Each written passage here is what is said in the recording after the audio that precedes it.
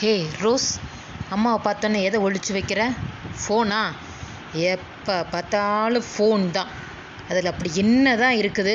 Phone பார்க்காத பார்க்காத பார்க்காதன்னு நான் எவ்வளோ நாளாக சொல்லிக்கிட்டு இருக்கேன், கேட்கவே மாட்டேன். இம்மா அதெல்லாம் ஒன்றும் இல்லைம்மா, இப்போதாம்மா ஃபோனை எடுத்தேன். என்னமோ நான் உன் நல்லதுக்காக தான் சொல்கிறேன், கவனமாக இரு, அப்பா வரட்டும். ஃபோன் கூட பார்க்க விட மாட்டேங்கிறாங்க, ஏன் இப்படி இருக்காங்களோ? என்ன ரோஸ், எப்போ பார்த்தாலும் நீ ஃபோனே பார்த்துட்டு இருக்க, இல்லை கம்ப்யூட்டரை பார்த்துட்டே இருக்க. கண்ணு கெட்டு போயிடாதா ரோஸ்? அப்படிலாம் இல்லைப்பா. பாப்பா, அம்மா அப்பா சொல்கிறத கேளுப்பா. அப்பா அம்மாலாம் நன்மைக்கு தான்ப்பா எதுனாலும் சொல்லுவாங்க, உன் நல்லதுக்கு தான்ப்பா. ஓகேப்பா. ரோஸ், என்னம்மா என்னாச்சு? ஏன் இப்படி கவலையாக வந்து உட்காந்துருக்குற?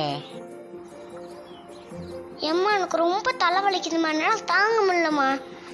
எதுவும் தெரியலம்மா, எதுவும் வாசிக்கவும் முடியல. என்னப்பா சொல்கிற? தலை வலிக்குதா? கண்ணு எதுவும் தெரிய மாட்டேங்குதா?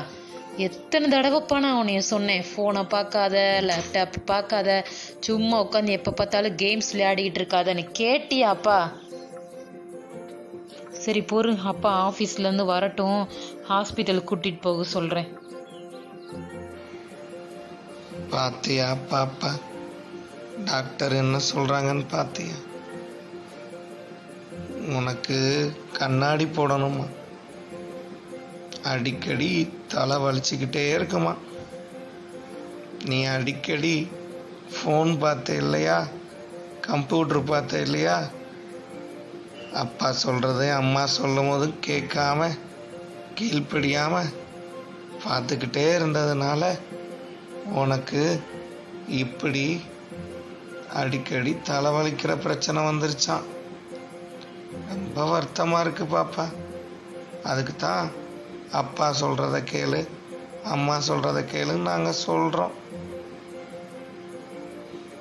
நமக்கு பைபிளில் சொல்லி கொடுத்துருக்குறாங்கல்லப்பா, சண்டே கிளாஸில், பிள்ளைகளே பெற்றோருக்கு கீழ்ப்படிங்கள்னு. ஆமாப்பா, சாரிப்பா. எங்களும் அம்மாவும் என்ன சொன்னாலும் நான் கேட்பேன்ப்பா. ஸ்டோரி சூப்பராக இருந்துச்சா ஃப்ரெண்ட்ஸ்? நாங்கள் பார்த்தோம், சூப்பராக இருந்துச்சு.